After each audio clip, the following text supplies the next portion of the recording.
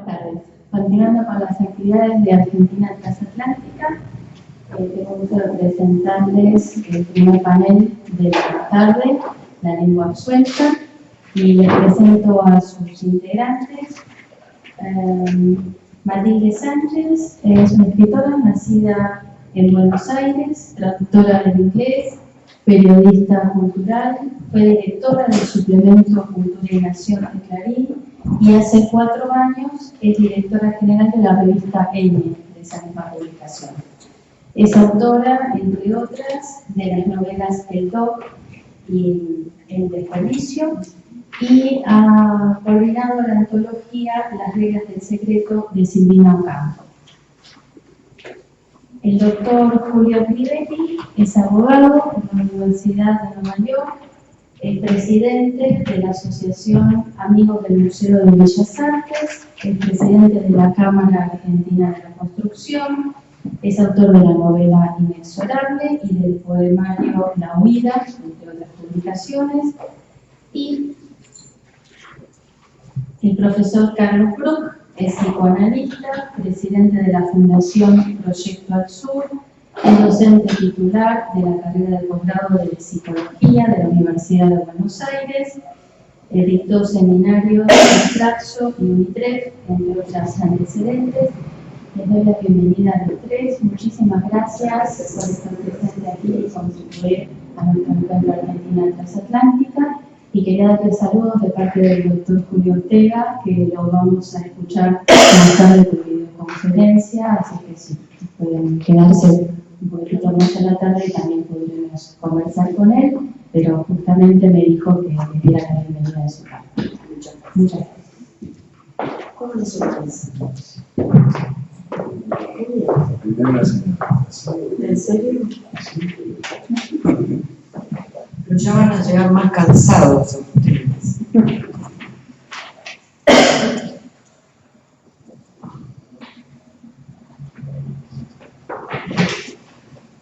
Nuestra mesa se llama La lengua absuelta, ¿no es cierto?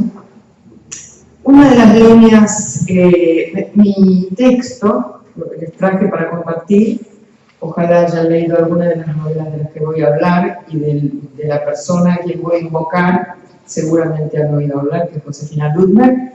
El texto se llama La diatriba se absuelve a sí misma. Una de las líneas fuerza del proyecto transatlántico siempre ha sido el intercambio, la hibridez, la mixidad, diría, apropiándome de una palabra en francés a la que todavía no le encontramos traducción. Entiendo que en alguna de las ponencias presentadas en este coloquio aparecían algunas preguntas que resuenan en mí tanto como lectora como de manera personal. ¿A qué tradición pertenece la industria de la edición argentina, por ejemplo? O por las discontinuidades y continuidades de los artistas y científicos españoles emigrados.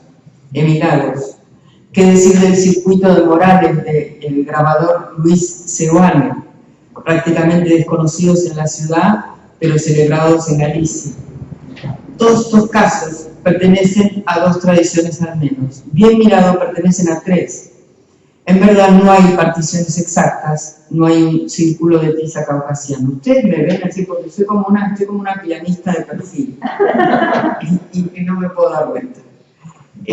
Como hija de inmigrantes, mi lengua materna fue el catalán, pero en una versión pueblerina y arcaica, que leo con mucha dificultad, pero que en la infancia me llevó a sorprenderme muy tempranamente ante la plenitud literaria del castellano, que después fue mi lengua cotidiana y escolar. Siempre pensé que esto representaba una riqueza, pero si por un lado confería la comodidad un poco relativista de poder corregir el punto de vista con solo dar un paso, como quien dice, cambiando la baldosa, también podía blindarte contra los dogmas del pensamiento. El presente no favorece mucho la diversidad de opinión, aunque la pregone, y quizá por eso la pregona tanto. Tampoco propicia el punto de vista que no se declare alineado. Basta un acuerdo en un ítem para tener que acordar en todo lo demás. Por otra parte, ¿quién absuelve una lengua? La lengua se absuelve a sí misma. La invocación de nuestra mesa y la tutela abierta por Canetti favorecen esta declaración que vengo a traerles. Hace pocas semanas trabajaba en la redacción de Aquí América Latina, Una especulación, el libro de artículos de Josefina Ludmer. Y quisiera referirme sobre todo al que se dedica a los tonos antipatrióticos. Se trata de una de las cuestiones del presente que Ludmer convocó a pesquisar en cada una de nuestras nuevas lecturas, a raíz de lo que ella llamó hace ya casi 10 años una era de la post-autonomía.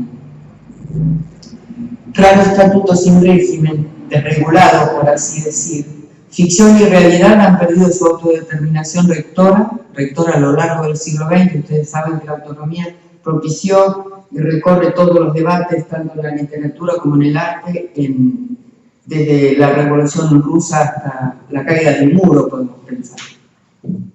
Ficción y realidad han perdido su autodeterminación rectora y participan hoy de una narrativa común, indistinguibles en la construcción colectiva de la realidad, junto con los medios, los relatos televisivos, las diversas narrativas propuestas a la percepción, que hoy, bajo el signo de las redes sociales, ya no es necesario ni siquiera buscar. Somos atrapados por ellos, somos rehenes de lo viral. Quiero decir, Ludmer baraja algunas novelas donde la lengua no quiere ser absuelta, sino que se propone cargar con su condena, cumplirla en exceso, asumir el error del escarmiento que les espera a los malditos. Hacia el interior de la obra de Ludmer, estos tonos antipatrióticos que ella examina parecen una progresión dentro de su propio corpus, en especial del cuerpo del delito, ese autodeclarado manual oficioso, un contracanon, podríamos decir, asumiendo el retintín litúrgico que tiene en sí la palabra canon. En ese manual ella desvelaba los otros cuentos de la patria y los dogmas oficiales de la creación del centenario. Pero esta vez volvía a dos novelas en particular. La serie de los tonos antipatrióticos de Ludmer analiza La Virgen de los Sicarios de Fernando Vallejo y El asco Thomas Bernhardt en El Salvador, de Horacio Castellanos Moya. No sé si ha leído uno o los dos. Podríamos agregar otras obras de estos mismos autores, publicadas después. Bueno, Fernando Vallejo es colombiano y Castellanos Moya es nacido en Honduras, se crió en El Salvador hasta que emigró a Estados Unidos. Podríamos agregar, les decía, otras obras de estos mismos autores, publicadas después, pero que tienen esta misma traza de los tonos antipatrióticos. Me refiero a Cadero, de Vallejo, que es extraordinaria, e Insensatez de Castellanos Moya. En las dos novelas mencionadas, los narradores reniegan de sus patrias, Medellín y El Salvador. Se trata de invectivas hechas novela. Los tonos repertoriados por Ludmer a comienzos del nuevo siglo, el libro es del 2009, y el milenio es claro en estos artículos, se demuestra que ya no sobrevive ningún tabú. Cuando no sobrevive el tabú de la pornografía ni el tabú de la identidad sexual, entonces al escritor maldito solo le queda apurar de su patria. Y por lo tanto la pertenencia nacional es desacralizada.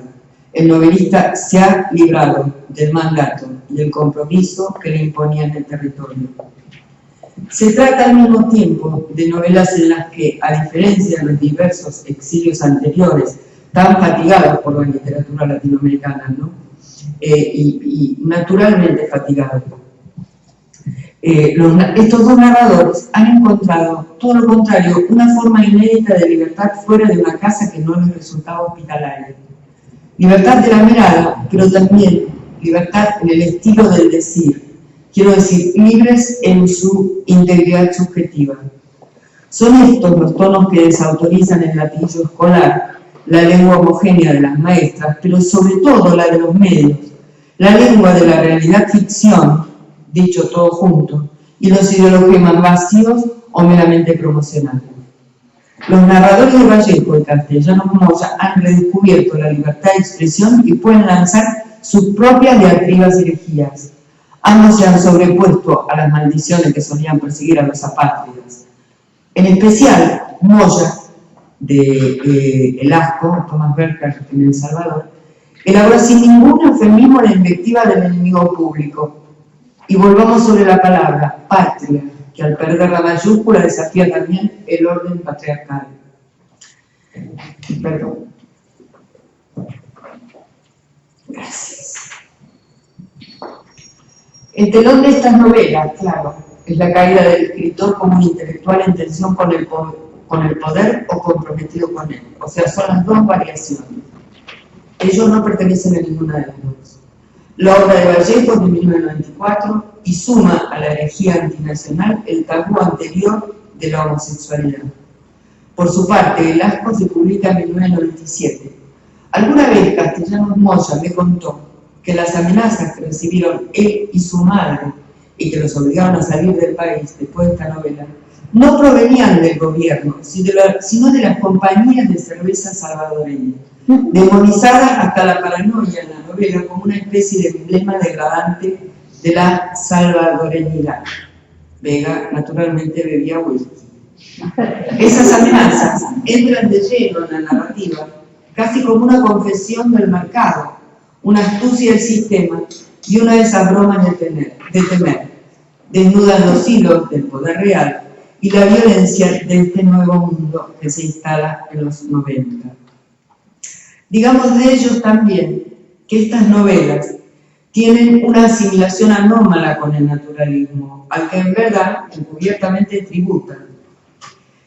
En las dos, las costumbres dejan de ser el fondo documental realista para saturar el primer plano, sometidas a distorsiones hiperbólicas en las que lo real aparece desfigurado por la subjetividad del desprecio de estos dos narradores hacia su nacionalidad.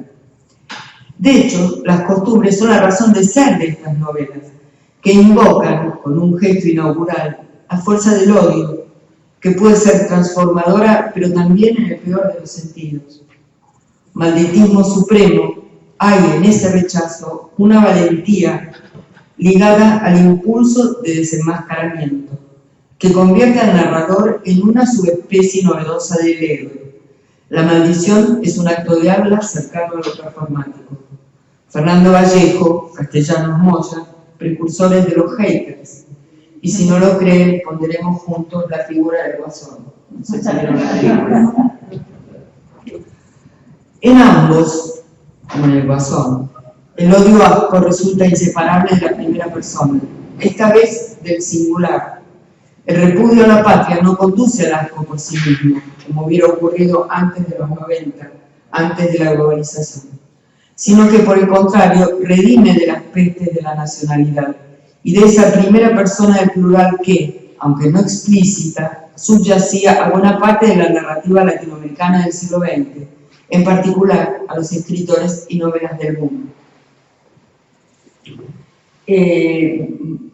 La idea de traer este texto tenía que ver con que muchas veces, un par de veces o tres, conversé sobre Julio Ortega, sobre los particularismos de estas novelas y de este ensayito de Josefina Ludmer sobre los tonos antipatriotas. En ambas novelas, ya estoy por terminar, aparece como un subtema la cuestión del legado, ¿no? Los dos narradores están ahí, vuelven a la patria, o miran a la patria, uno de ellos no vuelve, uno de ellos la recuerda, el otro vuelve para cobrar una herencia, se cansa de esperar porque la herencia tarda en materializarse, o sea, mueren los padres, en los dos casos los padres han muerto en la patria que se abandonó, ¿no? O sea que ambas exponen esa ruptura en la transmisión, lo que nos lleva a la primera pregunta sobre la pertenencia de las tradiciones en este mundo mundializado. En los dos, además, no solo se reivindica una grieta, tal vez pionera de las que hoy recorren a toda la región y al mundo, se la reivindica desde un declarado ángulo de la decencia, porque ese es uno de los valores perdidos. Si en los años 90 estos disidentes absolutos de Latinoamérica podían denostar el propio origen, incurriendo en la traición a la patria, esgrimiendo su lengua bífida contra el Estado, era porque sus narradores ya no formaban parte de él. Habían sido excluidos u optaron por el monólogo interior, más fuertemente en el caso de Velasco, el del parloteo interior que sigue a una extensa rumia de odio, o al exterior por un decreto material. Para conservar la integridad lejos de las coordenadas nacionales, amparados en una local en la que la condición del inmigrante podía resultar árida, pero que recompensaba con esa lucidez y libertad. La libertad de disentir con absolutamente todos los discursos oficiales. Se abría entonces así la posibilidad de un presente intensificado con la elocuencia y la conciencia. Desde los 90 a hoy creo que el tema de la inmigración hizo un cambio tan pavoroso, sobre todo en esta misma región, que probablemente ya no podamos verlo de esa manera, ¿no? Si pensamos en Honduras, en El Salvador, incluido en Colombia. A cambio del desarraigo, entonces, la libertad desatada de la lengua del maldito.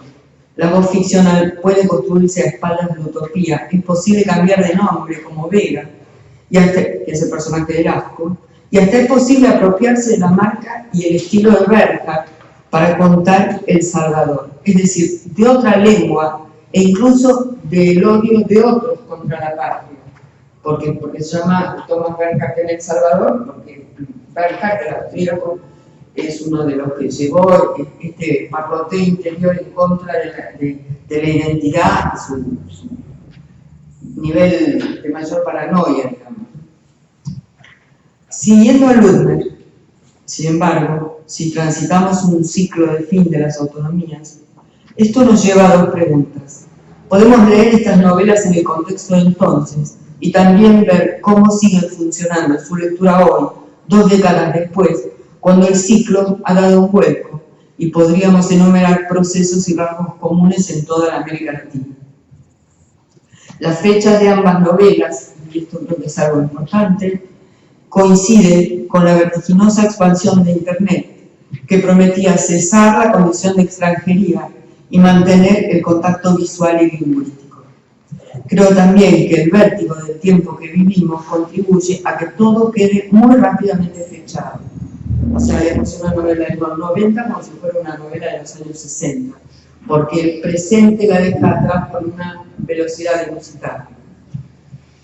Los 90 son la década del optimismo tecnológico que auguraba un conocimiento ilimitado y universalmente bien distribuido a partir de proyectos como las enciclopedias digitales, la enseñanza y las bibliotecas a distancia, o sea, el valor utópico que tenía la tecnología en esos momentos. Hoy las preguntas vuelven a nosotros en este presente perfecto, ya no incierto sino caótico, marcado por la alienación de la pantalla omnipresente, las aplicaciones comerciales de la inteligencia artificial, el CAPTCHA que nos diagnostica si somos o no robóticos, señalando los saltos y los cuadraditos, y una desinformación sistémica en la que Google, mediante algoritmos, es el verdadero gran distribuidor de contenidos del mundo con terminales en las redes. Dijimos que el ciclo giró. Así como durante 2 siglos la patria se encarnaba en las literaturas nacionales al calor de los procesos de independencia, la construcción del país, las luchas de liberación, las utopías, etc. Hoy todo eso aparece disuelto y se reconfigura en mosaicos transnacionales, de luchas sectoriales, de emergencias impostergables, como la conciencia ecológica, mencionamos la de las emigraciones en Centroamérica, y contra el extractivismo que lleva al cambio climático. Volviendo a las preguntas sugeridas al comienzo, ¿es posible pensar en una supervivencia de las literaturas nacionales? ¿A cuáles tradiciones pertenece cada una de estas 2 novelas? Si perviven, quizás se manifiestan crecientemente negativos, como se decía de las fotos, es decir, identificadas con los tonos que adquieran en cada caso. Ludmer se pregunta si existieron novelas antipatrióticas en Argentina que no hemos sabido ver.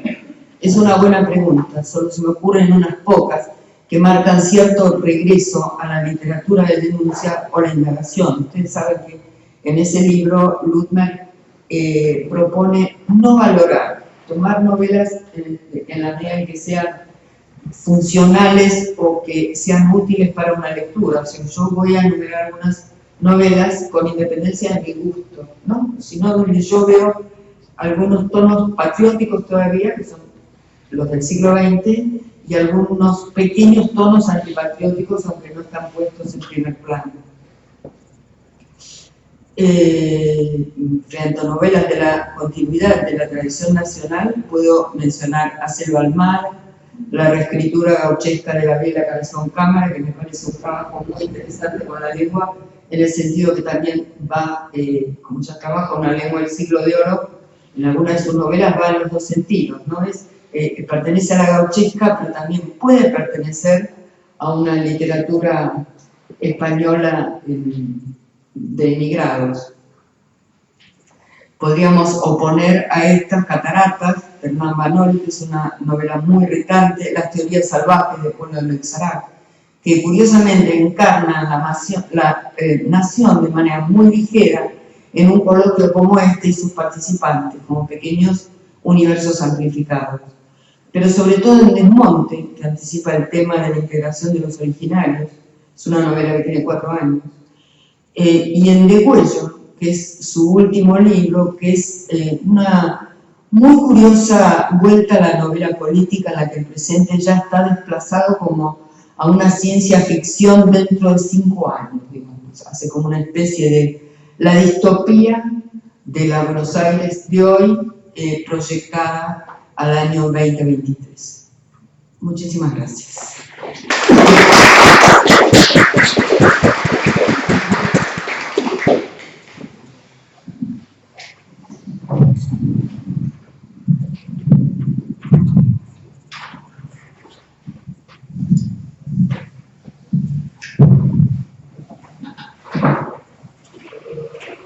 Bueno, buenas tardes.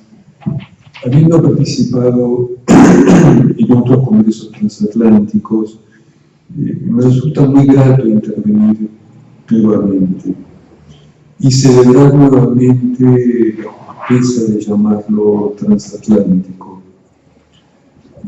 Por la evocación que ya no es un avión, un auto, sino el núcleo mismo imaginario de la migración, que es transatlántico. También tuve la alegría de invitar a Josefina Ludmer a las primeras jornadas de la Fundación Proyecto Sur en la American Society, donde tuvo una participación deslumbrante, tal como Matilde decía aquí. Hablar de la lengua absuelta es ir más allá de quien la tituló, que es Elías Canetti, alguien que transitó años de aventura, años de dificultades, años de limitaciones y años de descubrimientos y deslumbramientos. Y sobre todo le dio forma a lo que sería, de alguna manera, la literatura del yo, de alguna manera, que es el tema que me interesa ir bordeando. En ese sentido, la autobiografía podría ser considerada como una literatura de anticipación, una manera enérgica, aunque sosegada, de colocarse en aquel lugar donde alguien que solemos llamar la posteridad, esto con L y P mayúscula, va a ir a buscar al actor. Un lugar en donde esta anticipación va a ser pinza con una posteriori, porque en esa posteriori va a ser el propio protagonista el que va a decir. En ese sentido, un texto autobiográfico permite al yo proclamar, no sin cierto aire de inocencia, he aquí el espejo de quien yo soy. Porque si, como lo quiere el saber popular o la voluntad popular, que a veces es lo mismo, el rostro es el espejo del alma. Y entonces la autobiografía se va a postular como un espejo del yo, pero un espejo hecho en escrituras y que por lo tanto es capaz de abrir surco cultivando un escenario que yo diría más bien fantasmático. Por eso mismo es que los clásicos prefirieron ser prudentes y hablar entonces no tanto de autobiografía, ¿qué será eso?, decían ellos, sino preferentemente de memorias, en donde ya la pluralidad, memorias, de esta operación insinúa la cualidad de la reminiscencia, algo tan opuesto a lo que decimos recuerdo. La reminiscencia es la empeñosa pero vana ilusión de un recuerdo signo, recuerdo único que va a decir sin vacilaciones, que en este caso se va a refugiar en el fulgor del simulacro, en una especie de artilugio documental que va a cumplir con los requerimientos de una ficción.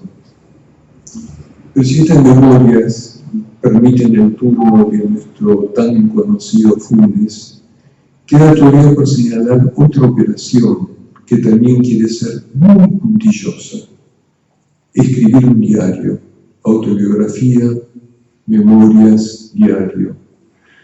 Aunque en ella lo transmitido en el diario, lo que solamente se escribe es como si fuera en confesión. Así resultará una suerte de autobiografía cándida, porque pretende no saber qué es una autobiografía, ya que en lugar de dirigirse a esos otros que dirán, elige como el otro al mismo texto al que está escribiendo. Aunque muchas veces, y cierta adolescencia estructural del género y de los autores, le va a permitir el tratamiento más empático, más carnal de querido diario, no solamente diario, sino querido diario. ¿Quién no conoce eso? Tenemos así una ficción que es subjetiva a un objeto, a la manera de ese estimado lector con que solían iniciarse las novelas de circunstancias o de intenciones. Entonces, autobiografía, memorias, diario. Hemos llegado al punto donde nunca hemos salido. Estas escrituras enumeran, recuerdan, confiesan ser un trozo de literatura, precisamente como lo son las novelas, los poemas y esa primera forma anterior a todas ellas llamada epopeya, epos poien, cantar de gesta, al que la escritura de una propia vida se va a parecer. Poema épico, epos poien, cantar de gesta, en el que un autor pretenderá ser el sujeto de su historia, el autor de sus días. Así es como he pensado este texto, el autor de sus días, constructor de su destino. Nazco en la calle Nazca, afirma casi simétricamente César Fernández Moreno, y mediante esta técnica poética va a trastocar como un imperativo a lo que si no sería simplemente una circunstancia de catástrofe. Pero a César lo que es el César. Su padre, don Baldomero Fernández Moreno, escondido de la manera más visible que pueda suponerse, detrás, como ustedes saben, de no menos de 70 balcones y una escritura dada más a la alegoría que a la levedad de las metonimias, lo provee el padre, aún así de un oficio poético, una línea de escritura que por supuesto será primera línea de fuego, en la que se combatirán padre e hijo, César y Baldomero, hasta que la muerte los separe. Entonces, solo entonces, cuando la muerte los separa, el hijo va a escribir el requiem. La tierra se ha quedado negra y sola, afirmando en esta imprevisible referencia algo así que refiere a la tierra baldía, ese magnífico poema. Y desde allí hubo que reemplazar al padre, porque él había muerto.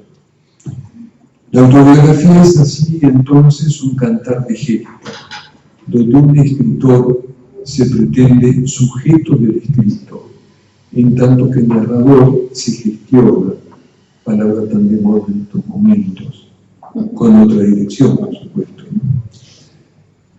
Se gestiona destinándose así a un oficio quizás imposible, pero por lo menos improbable: construirse un propio destino que va a pasar a relatar.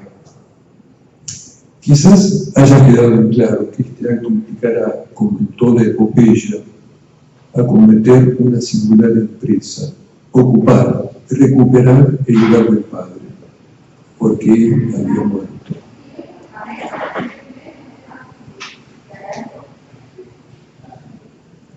Y también puede decirse que quien es un biógrafo de sí mismo, autor de sus días, como lo llamó este texto, ha llegado hasta ahí con el retumbar de la hostilidad de una pelea y con la luz mortecina de la piedad por haberla ganado. Y a esta compasión se refiere Sigmund Freud, cuando padece un olvido por estar en un sitio y preguntarse: ¿qué diría mi padre que hasta aquí ya no podrá llegar? Escribe consecuentemente con esto un texto, un trastorno de la memoria en la Acrópolis, pero también, como ese guerrero de Polanco, de quien nos habla Lacan, ya no puede retroceder. Y en otro momento autobiográfico, relata una anécdota infantil, en la que vuelve a oírse ese eco hostil que entremezcla la descripción, la rabia y la reivindicación. Cuenta así que, siendo un niño, su padre le comenta haberse cruzado en la calle con un gentil, que, indignado porque un judío, Elias Canetti también lo era, pretendía transitar por el mismo lugar, de un empellón le tira la gorra. ¿Y tú qué hiciste?, le pregunta el pequeño Sigmund. Y ante su sorpresa, el padre le comenta simplemente que había recogido la gorra caída. Pero ¿quién le habrá hecho caer entonces a ese sujeto sin lengua y sin tacha, como dice el Quijote? Ese sujeto caballero, el que lo hace caer es el propio hijo, abrumado ante la confesión del otro, que es el padre. Pues bien, si para hablar de autobiografía nunca hemos salido de los márgenes de la literatura, esta irrupción del nombre de Freud es también porque todo lo que hemos dicho ha estado siempre referido, además, al horizonte del discurso del psicoanálisis. Al fin y al cabo fue el mismo Freud el que dijo que sus historiales, que parecerían carecer del sello severo que se acostumbra, son leídos como si fuesen fragmentos literarios. Pero él agrega, casi por lejanía, pero eso no depende de mí, sino del material en cuestión. O sea, que es el material el que define cómo se va a escribir sobre lo que sería el inconsciente. Tampoco será una costumbre científica de la época validarse en poetas, como lo hace Freud, o en los chistes de personajes paupérrimos, como también lo hace Freud. Esa clase de ciencia oficial y paternal a la que él se refería no sería capaz de traicionar un género, como lo hace Freud, un modo expositivo para trasladarse a otro discurso, pero por ello mismo, por esta inmovilidad, a esta ciencia oficial le estaría vedado un descubrimiento, la noción de inconsciente. Nos encontramos entonces con una particular heroicidad en la causa freudiana, la que implica llevar los límites de un texto hacia un lugar distinto, traicionando los acuerdos de un género y estableciendo a partir de allí nuevas escrituras. Esta heroicidad, por supuesto, que tiene que ver como modo de compensación de un padre caído que levanta su gorra. Tengamos en cuenta que la escritura de Freud tiene una violenta divisoria entre los últimos trabajos pre-psicoanalíticos que hablaban acerca de las anguilas y los pseudopodios, etcétera, etcétera, y los primeros textos después del descubrimiento del inconsciente. Así es como él lo cuenta en su autobiografía. Textos en donde se presentan historiales y en los que diferentes sujetos hacen algo así como chirriar sus síntomas, colocándolo al autor en la posición de quien va a encontrar ahí un destello del inconsciente, de lo que en alemán, pero lo traducimos al castellano, de la cosa, das Ding. Pero esta nueva escritura produce entonces consecuencias. Por una parte, hace una asociación entre historia e historiales, en tanto que el material en cuestión de la frase de Freud, esto no depende de mí, el modo de escribir, sino del material en cuestión, es en definitiva ese material en cuestión el que escribe. La otra consecuencia es plantearse al mismo inconsciente como una escritura. Y así, entre escritura científica y fragmentos literarios, tal como serán leídos los textos freudianos, Freud recibe un único premio valioso a lo largo de su vida. Único premio valioso. Es a la cualidad literaria de sus obras, que él envía a su hija Ana, diciendo que seguramente ella va a tener más gracia para recibir ese premio que él mismo, el premio Goethe, a la cualidad literaria de sus obras. Y hay un lugar común, una producción donde esta operación entre historias, literatura e historiales, escritura del inconsciente, muestra su profunda implicación. Cuando el sujeto, dice Freud, se convierte en el escritor de lo que se dará en llamar la novela familiar. Este ensueño en donde el niño se forja un otro origen y adopta otra progenie que lo aliviará y compensará de las miserias cotidianas de un padre que cuando le tiran la gorra al suelo, todo lo que hace es levantarlo. Pero más aún, lo aliviará de los combates de circunstancia con ese padre, que en este muy particular romance o novela familiar será imaginado esencialmente diferente, por lo menos un rey, que hará del infantil novelista un príncipe, si no por derecho natural, por algo quizás más importante, una consecuencia del texto. Un príncipe oculto en los repliegues de una familia de donde un día saldrá llamado para cumplir. Eso dice la novela familiar, que cada infantil sujeto se arma con un destino de grandeza. Y terminando, y retornando a Jacques Lacan, que en sus últimos años se definía como freudiano. Él decía: por favor, no me imiten, no me copien, sigan con Freud. Podemos decir que en los tiempos lógicos va siendo momento de concluir, porque luego de haber abordado la autobiografía como una épica y a la épica de la construcción del psicoanálisis, hemos transitado entre la novela, la estética y la novela familiar. Solo nos queda entonces conjeturar a la autobiografía como esa particular historia en la que un autor gestiona a un padre, pero en donde, a diferencia de la novela familiar, no lo ubica en la historia, sino que lo construye en su propio dispositivo, en la autobiografía. Lo gestiona entonces en esa construcción de su propia vida, hallándose con cierta veracidad la que brinda la narrativa, pero amparándose en los velos de la narrativa.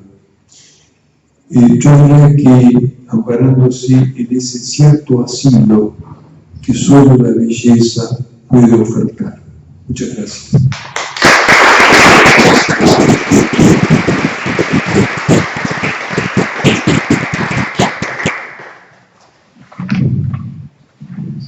Bueno,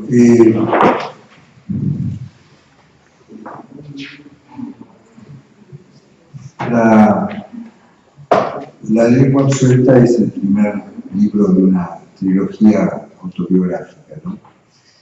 Y cuenta, en alemán se llama Das gerettete Zunge, que quiere decir la lengua salvada, no absuelta. Cuenta el contacto paulatino de Canetti con la cultura y la percepción de su propia salvación por parte de la cultura. ¿Salvación de qué? No lo sabemos. Sabemos algunas cosas de él que él cuenta, que nació en Bulgaria cuando todavía estaba ocupada por los turcos. Todo esto seguramente ustedes lo conocen, pero a mí me sirve recordarlo. Que Canetti es un apellido español, de Cañete, y él es un sefaradí. Los sefaradíes tienen toda esa tradición del recuerdo, y de la tristeza del recuerdo de haber sido expatriados. Y la madre, Armiti, judíos italianos, llenos de orgullo, a diferencia de los Cañetes llenos de tristeza. Los Armiti son luminosos y ricos y los Cañetes pobres y oscuros. La primera lengua de él es el ladino, que estaba permitido en Turquía, y vive en un montón de lugares. Él adopta de alguna manera la lengua alemana. No sé si eso es adoptar. El lugar que él dice que ha sido más feliz, cuando es en la lengua absuelta, es en Zúrich. Y después estuvo mucho tiempo en Frankfurt, y entre todos los idiomas, porque también estuvo en Manchester y aprendió inglés, entre todos los idiomas, él es un escritor en alemán. Y cuando uno lee, siente la estructura alemana de su pensamiento. Digo todo esto porque yo tuve un fenómeno similar de sentirme salvado o sentirme absuelto o liberado por la lengua, por la expresión, por decir algo que no podía decir. Tomemos en consideración que la primera publicación de la lengua absuelta es en 1977, Canetti nació en 1905. Bueno, yo les voy a contar entonces ese proceso, cómo fue ese proceso de absolución o de salvación en el caso mío, ¿no? Bueno, yo conocí a mi abuelo cuando tenía 3 años. Era un señor canoso, de ojos azules, que hablaba muy poco. Hubo un problema para que conociera a mi abuelo, porque mi madre decía que mi abuelo era una persona muy mala y no quería que yo lo conociera, me lo decía a mí. Y finalmente se impuso el criterio de mi padre, que decía que un nieto y su abuelo tienen una relación directa y que yo jamás iba a perdonar a mi madre no haberlo conocido a mi abuelo. Así que finalmente mi madre adoptó este criterio, probablemente sin mucha convicción, y así conocí a Ismael, mi abuelo. Lo vi una sola vez, porque finalmente mi madre en el tránsito del tiempo se impuso, y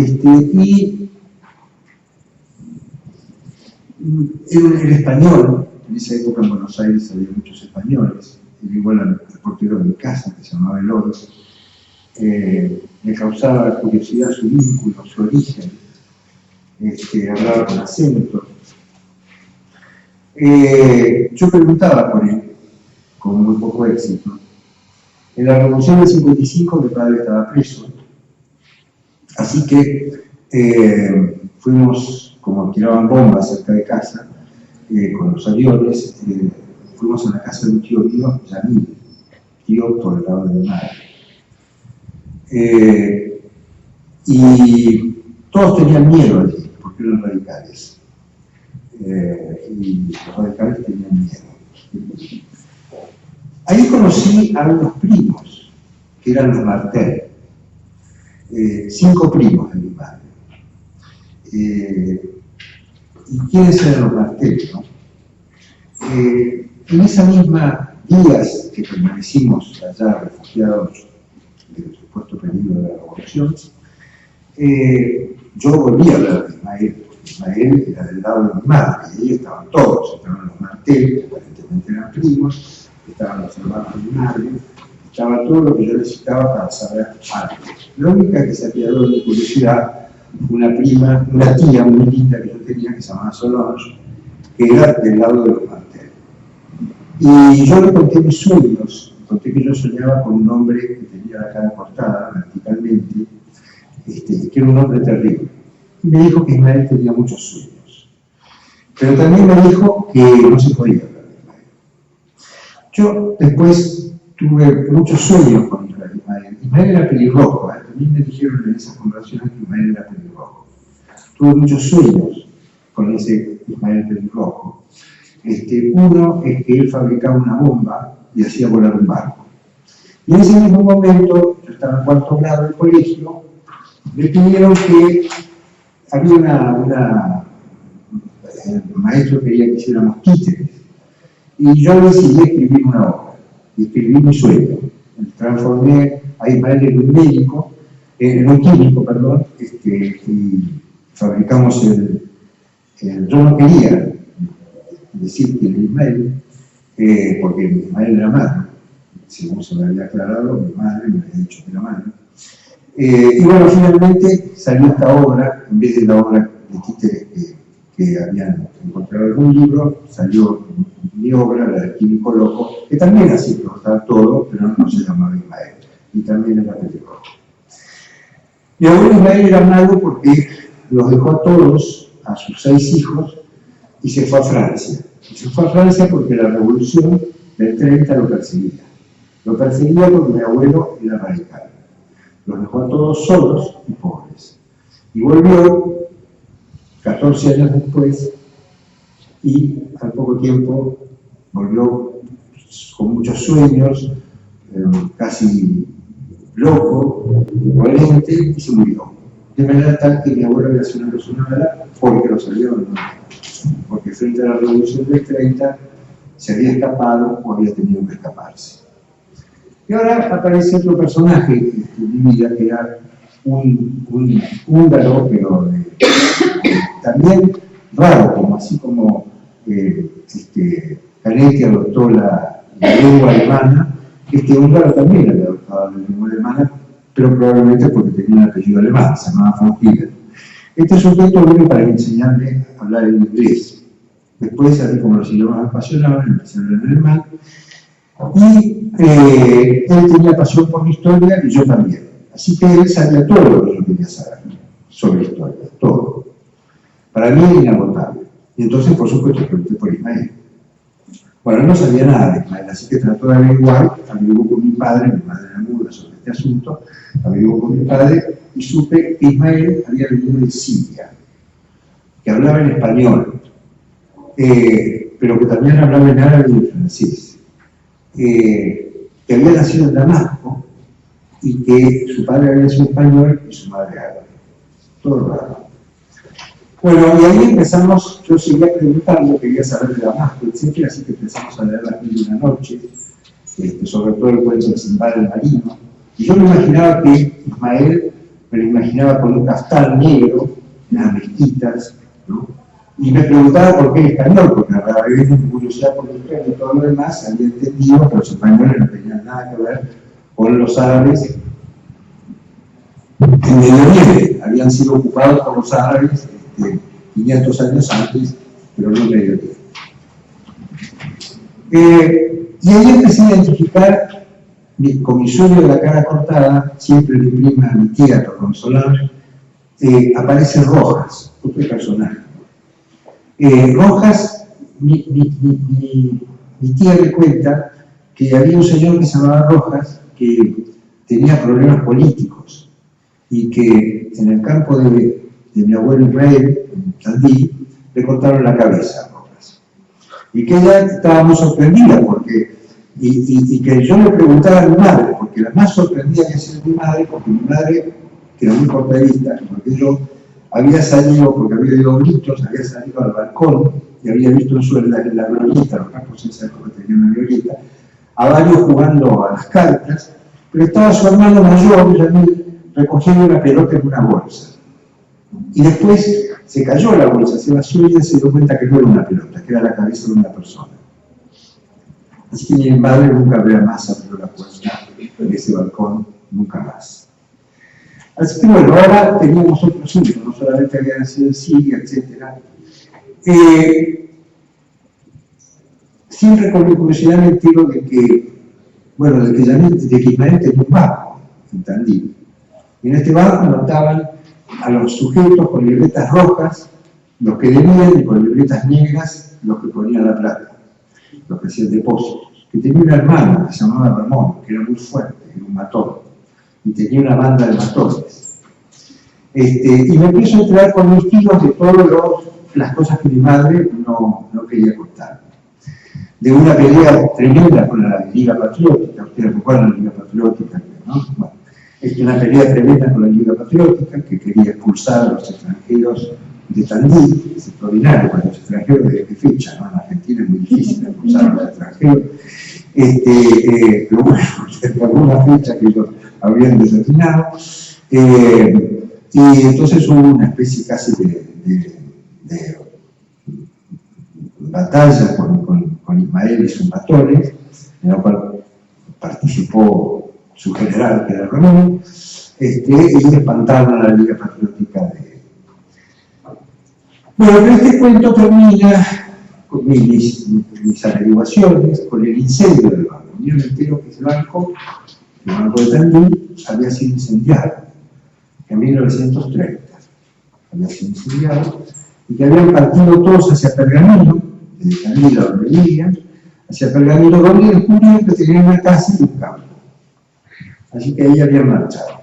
Y no los vieron más a los primos Martel.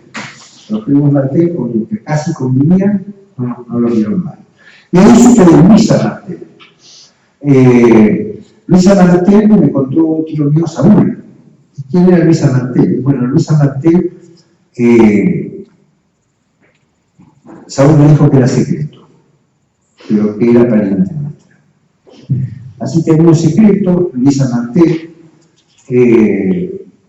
A mi tío Saúl, por haber dicho el secreto, lo bajaban en un aljibe, lo dejaban 24 horas en un aljibe.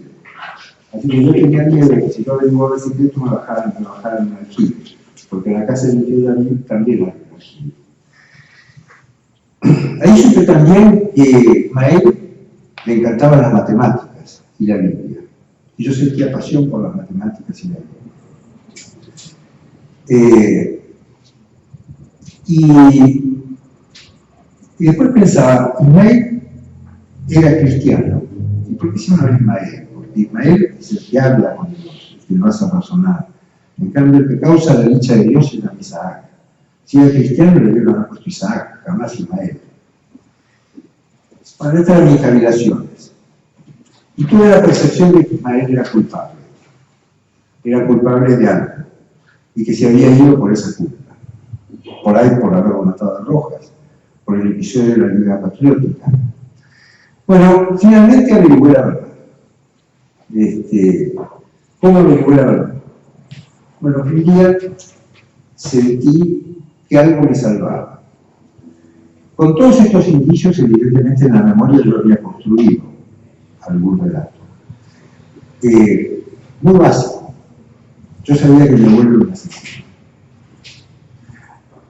Yo recuerdo a los 14 años, una noche soñé, o yo recuerdo que soñé, él habló de las reminiscencias, Platón también, probablemente sea una reminiscencia, no un verdadero recuerdo, una licencia que yo le tomé para absolverme, para decir ciertas cosas.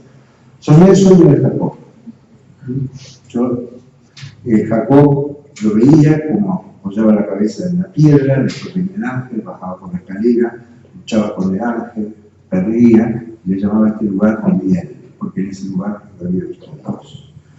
Yo me desperté y le dije a mi padre y a mi madre, esperé todo el día, porque porque seguía con miedo de que me bajaran al aljibe, claro, no tenía miedo de que me bajaran al aljibe, pero sí seguía con miedo, y les dije que mi abuelo había sido un asesino.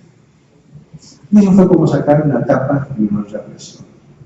Y ahí me contaron que sí, que había llegado de Siria,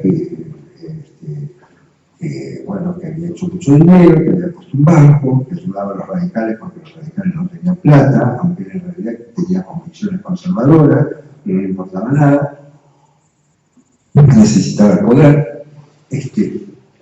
Me enteré de quién era Luisa Martel. Luisa Martel era su segunda familia, que en Tandil vivía en un campo de a 4 kilómetros de su casa. Y de quién eran los primos Martel, que eran los hermanos de mi madre. De manera tal que... Pero me enteré de algo más. Él había sido un hombre muy violento, Rojas era un conservador petulante al cual habían tenido que ajusticiarlo, cortándole la cabeza. Bueno, y todos estos cuentos, la Liga Patriótica, ¿por qué? Y varios cuentos más.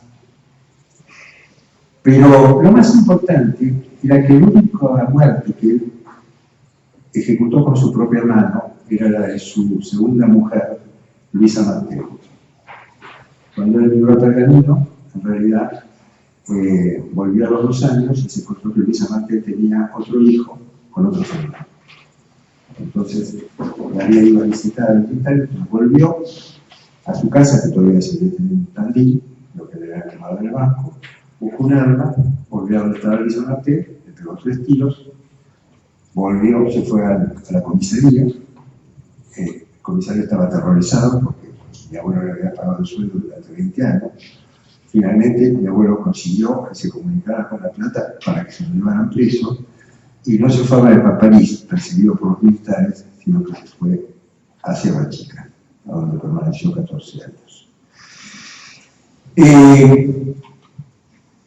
Yo les he contado esta vivencia. Esta vivencia después se transformó en un libro, una pequeña novela, porque yo siempre sentí, bueno, yo esta novela la publiqué cuando tenía 60 años, tampoco, pese a que sabía todo esto, el acopio de información ya lo tenía alrededor de los 20 años, que me fueron contando todas las otras aventuras y desventuras de mi abuelo Ismael, pero la novela recién la publiqué muchísimos años después.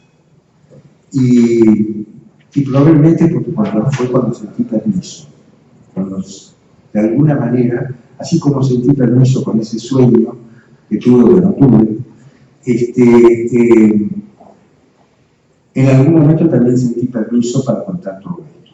Hasta ese momento era algo que yo tenía guardado en el alma o en la conciencia,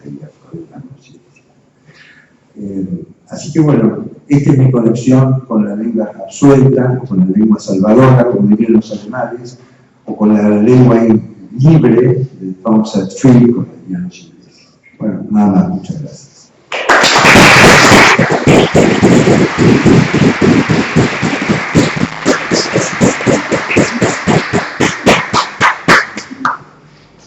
Muchas gracias por los panelistas. Los invito si quieren hacer alguna pregunta o comentario. Yo puedo empezar con una hasta acá, pero porque estoy bien. Matilde, te quería preguntar, ya que vos sos directora de la revista N, porque estábamos hablando de todo el Congreso, estuvimos hablando de las literaturas nacionales, si puede haber una literatura argentina o son varias las literaturas, como se estuvo discutiendo, ya se está discutiendo hace tiempo. También estuvimos pensando si había una filosofía o un pensamiento argentino, es decir, que ronda todo el tiempo el nacional con respecto a la literatura o el pensamiento, y también lo vinculamos con la cuestión del canon, ¿no? Si hay una literatura nacional, hay un canon oficial, aunque hay multiplicidad de cánones, y entonces en ese sentido te quería preguntar como directora de ENIE, ¿cómo manejan ustedes, cómo piensan ustedes desde la revista ENIE el tema del canon relacionado con la literatura nacional y con, porque vos también hablaste de ese tema, con una diversidad de voces que muchas veces no entran en ese canon nacional, en ese listado de obras que son paradigmáticas o representativas. Yo te voy a decepcionar radicalmente. Con perdón de la palabra, no, cosas a mí es una, bueno, lo traje, estaba aludido en lo que traje, me parece que es uno de los temas que está marcando la última década, ¿no? Por otro lado, no sé muy bien para qué nos sirve, esta es mi opinión personal, ahora vamos a lo de la revista. No sé si sirve obsesionarse con esa pregunta, ¿no? Porque tal vez tenemos que transcurrir unos años para poder responderla. No clausuro la pregunta en sí, por supuesto, pero me parece hoy muy difícil porque estamos como en un momento, lo decía antes, ¿no? Es un momento en el que, marcado por una velocidad temporal y de la experiencia del tiempo, que es completamente singular en la historia de la humanidad. Realmente no es que, o sea, nunca transcurrió tan rápido. Eso hace que todo quede fechado, o sea, que en general uno pensaba que los buenos libros tenían una especie de larga duración, no estoy hablando de ventas, sino larga duración en términos de aplicación de la subjetividad, ¿no es cierto? Y sin duda nosotros leemos libros de otros siglos, desde luego, todo el tiempo lo hacemos, y es un enorme consuelo tenerlos. Pero me parece que las situaciones cambian a tal velocidad que hoy vos lees novelas de los años 90, y por ejemplo estas dos, que me parecen muy buenas novelas, que las disfruté muchísimo, y aparecen como fechadas, ¿no? Ya hay una cantidad de cosas que pertenecen a un pasado más remoto del que la fecha indica. Entonces me parece que todavía está por verse cómo, digamos, si la globalización, que ya ni se habla de globalización, hemos pasado a otras palabras, cómo va a estar influyendo, de qué va a estar sobredeterminando, ¿no? Yo tengo también la idea de que en algunos países con instituciones más débiles pueden imponer mucho más las literaturas nacionales, ¿no? Tienen más aparato editorial, que sin duda tiene muchísimo que ver. Haber perdido la matriz editorial para el país debilita las literaturas nacionales, y hoy lo que se está viendo es que los que publican libros que corresponden a la idea de una literatura nacional son mayormente las editoriales independientes, ¿no? Porque todo lo demás, ya las grandes editoriales publican poco que no sea globalizable, digamos, que no tenga una relación global. No necesariamente eso es malo. No necesariamente eso es malo. En la revista, como hacemos, hacer la revista desde hace 2 años y medio es realmente un vértigo.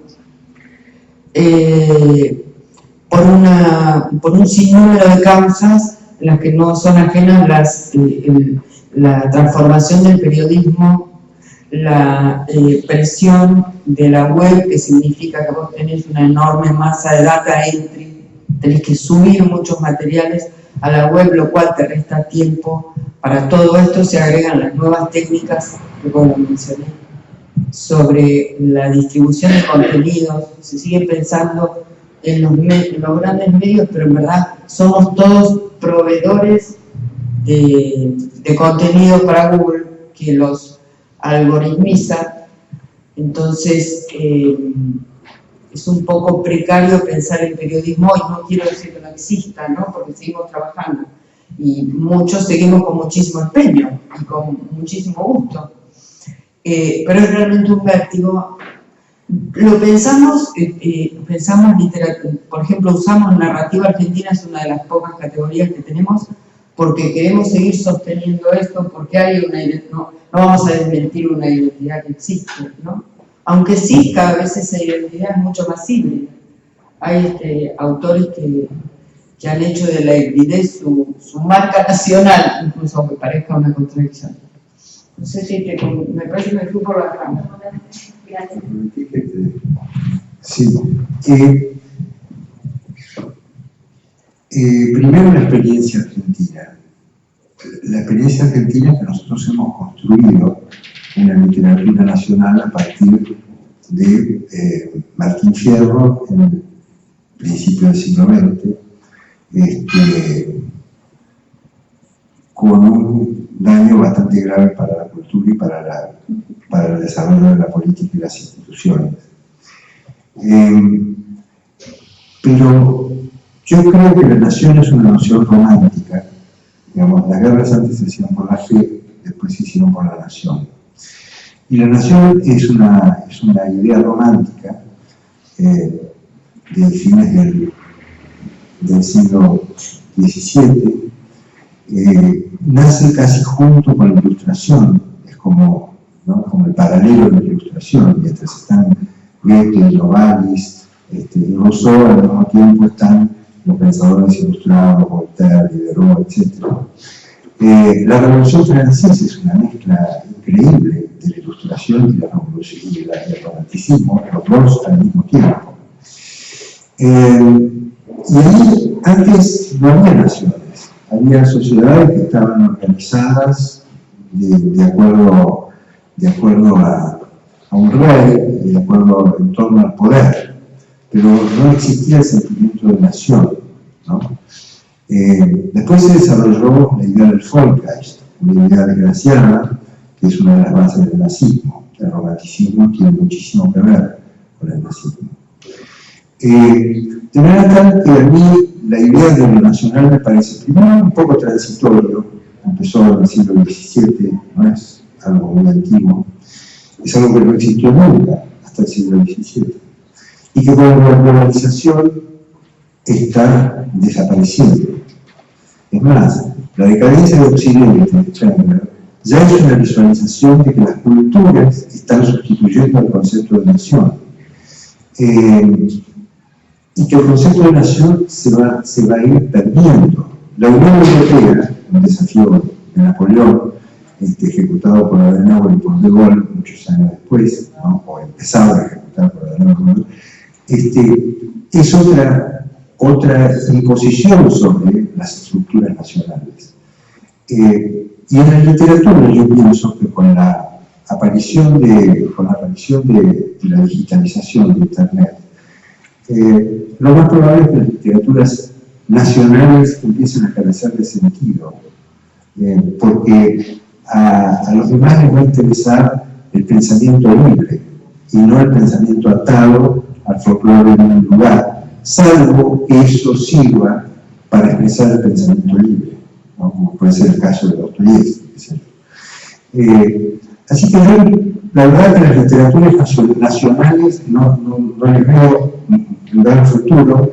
Creo que la nacionalidad es algo que apareció cuando dije y está desapareciendo. Ya la caída del muro, ustedes creen que la caída del muro es simultánea con la aparición de ARPANET, que es la mamá de Internet. Es bastante curioso, porque son dos fenómenos que pasan la globalización. Así que yo en el futuro no veo mucho espacio para las literaturas nacionales, sino para escritores.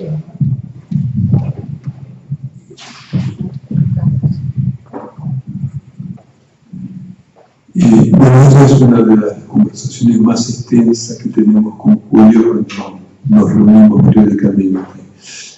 Voy a agregar algunas cosas a las que conversamos nosotros. Yo creo que la literatura, por así llamarla provisoriamente, quizás equivocadamente, argentina, no empieza para mal o para bien con Martín Fierro, sino empieza con el Matadero. ¿Y qué es el Matadero? Es el semblante del degüello, algo que justamente aparece de forma tan clara y en el libro de Julio Inexorable. Si bien es cierto la diferencia entre nación y un concepto de res extensa, antes de las naciones había imperios, el imperio austrohúngaro, el imperio portugués, el imperio español, la guerra de los 100 años. Yo agregaría algo a lo que dijo Julio. Mi apellido es de origen austríaco. Curiosamente no es alemán. Mi origen es austríaco, así queda definido, más allá de mi intención. Pero cuando me preguntan, bueno, ¿de qué origen eran mis padres? Yo me remonto, como Julio lo dijo en un momento, a la lengua. Mis padres nacieron y hasta sus 8 años tenían edades parecidas, hablaban alemán. A los 8 años, 6, 7, 8 años, no recuerdo exactamente, se derrumbó el imperio austrohúngaro y fueron obligados en una cuestión de bayoneta, ¿no? Pero obligados a hablar polaco. Entonces yo diría que hay algo, un matiz de orígenes, raíces, no sé si de nacionalidad. Habría que tener un poco más el concepto de identidad que fluye, ¿no? Pero que tiene que ver con la lengua. Con alguien que podría definirse como austríaco porque hablaba alemán, pero que luego pasó a ser de filiación polaca porque su lengua fue el polaco. Ninguna de las dos las domino yo adecuadamente, pero creo que hay algo que tiene que ver más allá del locus geográfico, tiene que ver con el jus sanguíneo de la lengua, ¿no? Eso era nada más que... Yo quisiera agregar algo que decía Julio, porque a la vez, aunque estoy de acuerdo, a la vez diciendo en algunos aspectos, me parece que hay supervivencia de literatura nacional cuando se cultiva eso. O sea, eso está basado en ciertos tópicos que podríamos repertoriar, y con toda la libertad con que se pueden manejar esos tópicos, ¿no? Pero yo, no sé, yo traje 2 muy simples ejemplos de algo que me parece que sí cultiva la idea de una literatura nacional, que son autores como Selva Almada o como Gabriela Cabezón Cámara, que son muy distintas entre sí, además, ¿no? Pero bueno, si se cultiva, existe, luego tiene que encontrar sus lectores también, ¿no? Que es otro problema al que nos enfrentamos hoy.